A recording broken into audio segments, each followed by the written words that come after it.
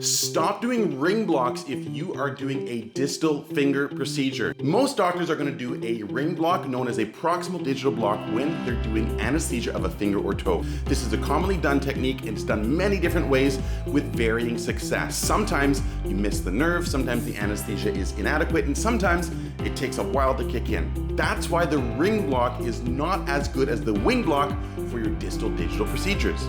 Here's why you want to choose the wing block if you're operating on a nail. Reason number one, the wing block is better. Number one, the anesthesia is immediate. No more waiting around for your digital nerve block to kick in. If you do a ring block, this can take 5, 10, 15, sometimes even 30 minutes before you got full anesthesia.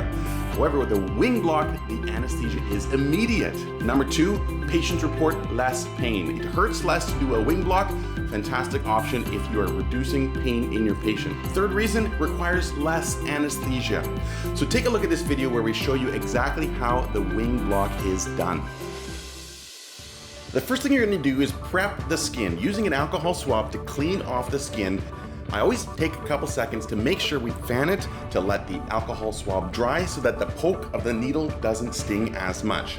Now, you're going to landmark your position. You want to find a spot for injection that's a couple of millimeters proximal to the proximal nail edge and a couple millimeters lateral to or medial to the lateral or medial nail edge as well.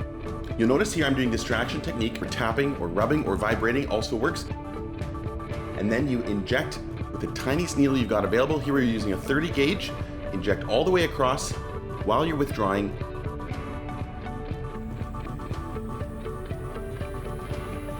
Then pull the needle almost all the way out and then point the needle distally. Then you inject again while withdrawing. Now, you'll notice the skin here is blanching, and the blanching takes the shape of a wing, and that's why it's called a wing block. You don't actually need epinephrine for this procedure. The small amount of anesthesia is enough to blanch the skin, cause vasoconstriction, and in fact, can help create a bloodless field when you're doing your surgery.